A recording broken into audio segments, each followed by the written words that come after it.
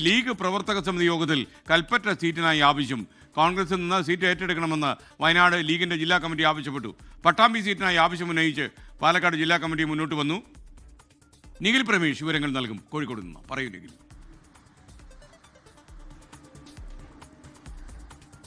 ഇന്നലെ ചേർന്ന മുസ്ലിം ലീഗ് സംസ്ഥാന പ്രവർത്തക സമിതി യോഗത്തിലാണ് കൽപ്പറ്റ സീറ്റ് തങ്ങൾക്ക് വേണം, അല്ലെങ്കിൽ കൽപ്പറ്റ സീറ്റ് തിരികെ വാങ്ങണം എന്ന് വയനാട് ജില്ലാ കമ്മിറ്റി സംസ്ഥാന നേതൃത്വത്തെ അറിയിക്കുന്നത്. നമുക്കറിയാം, നേരത്തെ കൽപ്പറ്റ മുസ്ലിം ലീഗിന്റെ കയ്യിലായിരുന്നു, പിന്നീടാണ് കോൺഗ്രസിന് വിട്ടു നൽകുന്ന സാഹചര്യം ഉണ്ടായത്. ഇപ്പോൾ പഴയ രാഷ്ട്രീയ സാഹചര്യമല്ല കൽപ്പറ്റയിൽ. വളരെ അനുകൂലമായൊരു സാധ്യതയാണ് UDFിനെ സംബന്ധിച്ചിടത്തോളം അവിടെ ഉള്ളത്.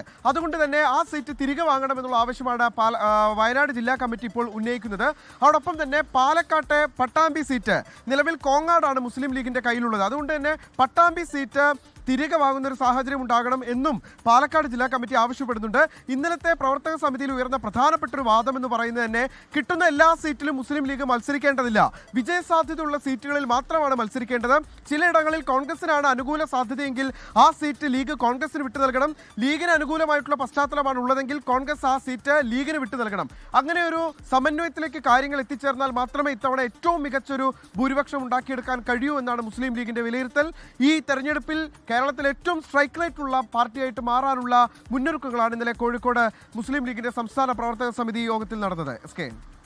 ലോകത്തെവിടെയായാലും ഏത് സമയത്തും 24 വാർത്തകളും ഓഗ്മെന്റഡ് റിയാലിറ്റി പാക്കേജുകളും എക്സ്പ്ലെയിനറുകളും വിശദമായി കാണാൻ ഞങ്ങളുടെ യൂട്യൂബ് ചാനൽ നിങ്ങൾക്ക് സബ്സ്ക്രൈബ് ചെയ്യാം.